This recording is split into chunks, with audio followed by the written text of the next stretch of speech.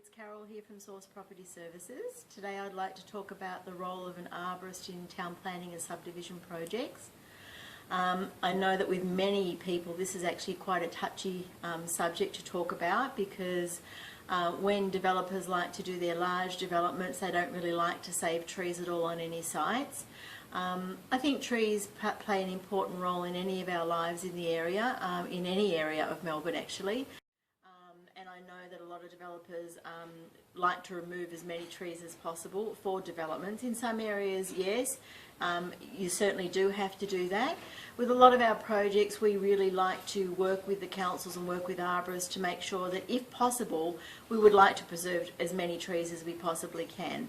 Even on sites that don't have landscape overlays, the great thing about getting an arborist involved from the very beginning before we even start the design stage is they can go out on site, assess the health of a tree, they can assess the species of a tree, they can also work out tree protection zones.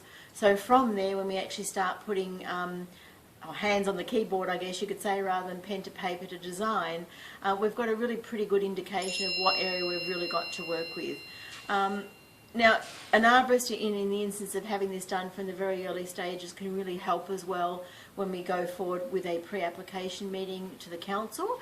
Having the arborist report on hand already we can use that to negotiate with the council, which is a great thing as well.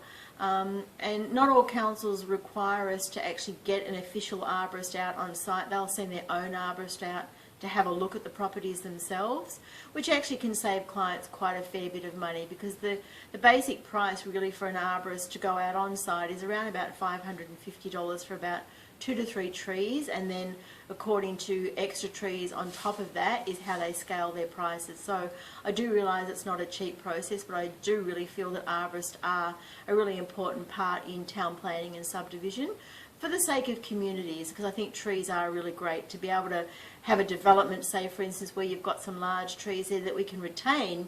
What a great thing for the landscape that we can actually have something already established, a nice canopy tree at the front of the property or in the rear. Now, the reason why an arborist is really important and why councils actually impose this condition on any development project is it might mean that maybe we mightn't have any trees on our site, but the neighbouring properties might have trees that can be really quite close to the boundary line. So what we actually have to do then is the arborist once again has to do a report for neighbouring properties, their trees, tree protection zones, root protection zones as well.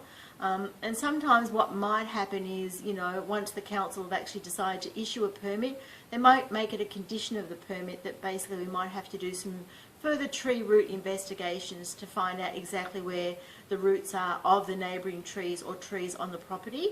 And from those investigations we'll actually be able to work out as well whether or not any excavation works that we intend doing is going to damage the roots of the tree systems, which we certainly don't want to do that. Another good thing about that also is from there we can actually work out what sort of footing design that we will do for any development that we're actually designing as well. So although an arborist isn't a person that's, I suppose you could say, is well liked by many people, especially the bigger developers, they really do form a very important role in any projects that we do, and they're very well educated people in relation to any trees or shrubs on a property. And you know, they help us, the designers, as well, as far as giving us the zones for tree protection, which then in turn actually aids us with the design process as well, knowing what area we've got to work with and being sympathetic to any trees on site.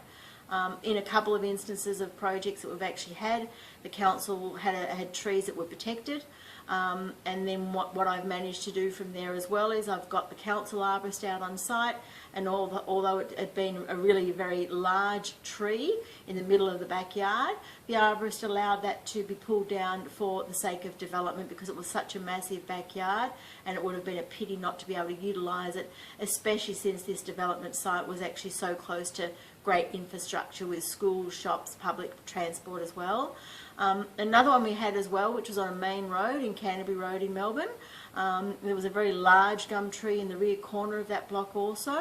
So by engaging the arborist to come out on site in the early stages and actually letting us know that that tree was in good health and we already knew the council wouldn't allow it to be removed, what we gained from that was definitely the tree protection zones, the canopy of the tree as well, and we actually came up with a really great design that actually preserved the tree, and what we had to do was pier and beam systems for the footing. So from that instance, the tree was protected. We got 5 units on the site still, which is what the client wanted, so we didn't negate any townhouses at all. And we still got a great outcome. So everybody was happy in the end, and once again, working with people, you get really great results. So that's all for now. Bye.